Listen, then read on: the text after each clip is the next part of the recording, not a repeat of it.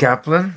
So, Rav Kook and Rav Yosef Chaim Zonnenfeld together, and I think Rabbi Sion Yadler also, they went on a trip. They called it the Masa HaTshuva, I think they called it, and they traveled in the north from Yishuv to Yishuv, talking to people and being mechazik people about Yiddishkeit. And it seems all the way back then, you know, many years ago, this must have been at least 80 or 90 years ago.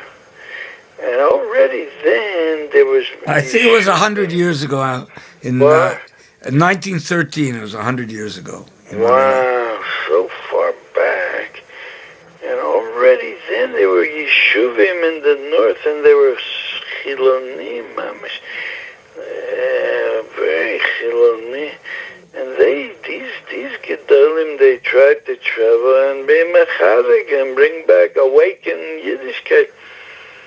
And first of all, the interesting thing is, one of the interesting things is that even though Rabbi Yosef Chaim held that Rav Kook was wrong in his shita, but you see, they still went together. They didn't. There wasn't a period between them. He just said he's wrong. He can't be a Rav in Yerushalayim. But chutzim that, he held him for a tzaddik, and he lived peacefully with him.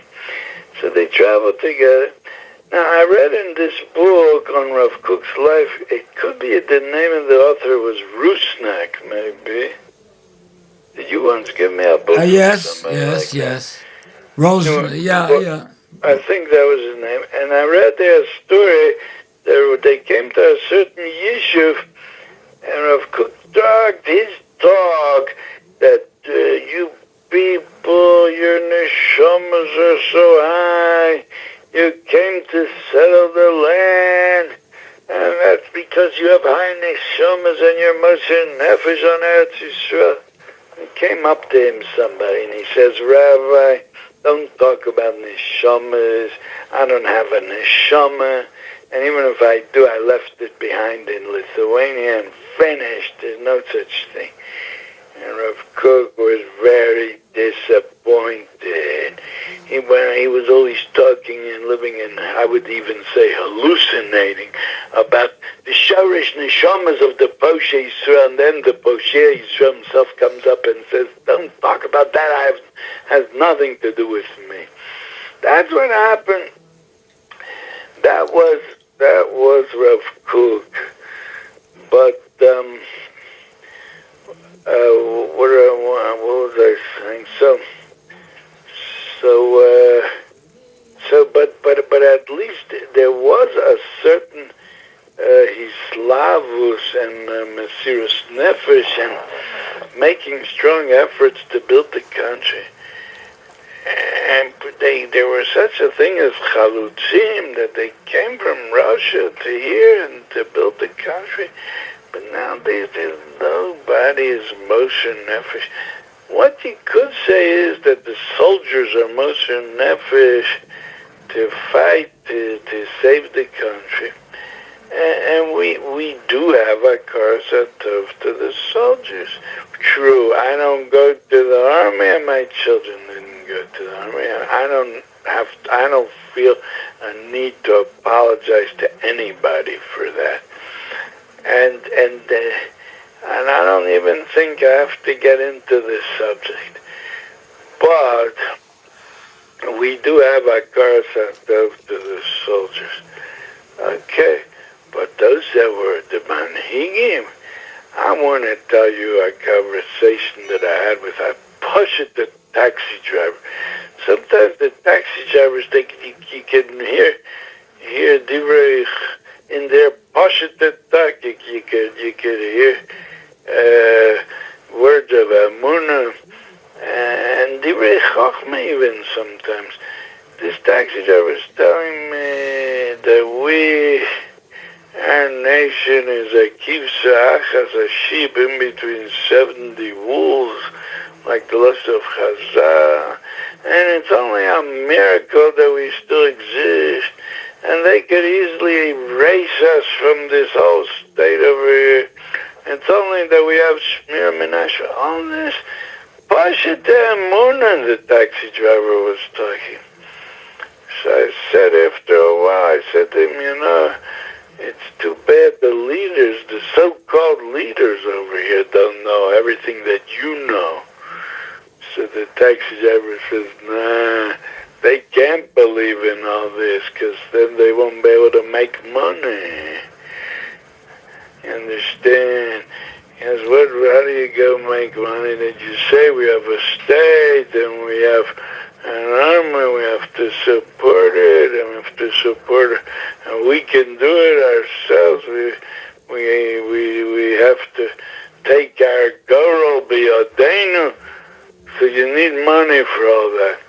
What if you're going to say, Hashem watches over us, and a sheep in between 70 wolves, there's no way that he can take care of himself. I saw in the Chofetz Chaim, he brings up Medrash. The Medrash says there was a guy that asked one of the Tanoim, how could one sheep exist between Shivim Zeivim? So the Tana answered him, Gadol Roa, the shepherd is great. It means like you think that the sheep has some kind of mystical, magical power, and that's what gives him that he can exist between the 70 years. Nah, the sheep is weak. They would long tear him to pieces, but the shepherd, he's great. He has power. He can do l'malam min hateva. That's how we exist. So what do we need? Money. Whatever money the economy here produces, we'll have. And we'll do the best we can. And we'll say, Hashtag Hashem Yavcha. Yeah, that's what we'll say. And don't misunderstand that I said you don't need an army. That's what the idiots are going to start saying. This guy says such ridiculous things. He says we don't need an army. No. Once you have a state, you need an army. But how much to put into the army? That you don't. You do whatever you can, however much the taktiv habitachon, but what we have, without asking America, without anything. And the rest is Hashtag Hashem Yavcha. And go tell everybody in the army that you have to sit and learn an hour a day, 7 days a week, and that's the best neshek. And finish that. Nah, but then how you gonna make money and say that you need millions for the taktiv habitachon, and from those millions you'll pay big salaries to the leaders. I'm not saying that they're ganavim, but they probably are. But the taxi driver is saying if they're going to start talking that Hashem runs it all, so then we need a lot less money. We don't have to go into debt. It's lo v'rosh v'lo yisham. You're not allowed to go into debt. Unless who knows. If it happened, it happened. But look at if you don't know where you're going to pay back, you're not allowed to go into debt. So of course they can't believe in this because they need money. All this talk is true, and I think again, I always like to say, a lot of people are not going to understand what I'm saying. But I'm not talking to those people that they never worked on a Gemara, they never sat down with a Gemara and tried to understand. So how's their seichel going to work? How are they going to be able to analyze things? I'm talking to people who learned and they understand, and that's what I'm saying. But the truth, like that precious Jew said to me, nobody is interested. What do you have to talk about all this for? But there is a lesson you could take out of all this talk, that you see how people just say what they want. Don't, like they say in Ivrit, al tebalbelti ma'uvdot. I want to feel this way, and don't tell me the facts, and that's how they are. It isn't nogel l'maisa, those subjects. But since we see that people are like that, we we have to start making our cheshbon on nefesh. Maybe we're also like that. Maybe we're also this problem in certain ways.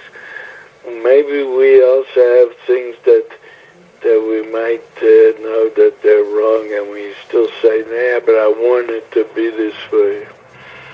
I can't think of any example right now on the spot, but we have to. I mean, if those people are nichshon in this, what did we do not to be nichshon in it? The answer is that we didn't do anything. We just happened to belong to the right party, so we have the right hashkafas, and Hashem was good to us that He put us in the right place. But does that mean that in our personal lives we're not nichshon?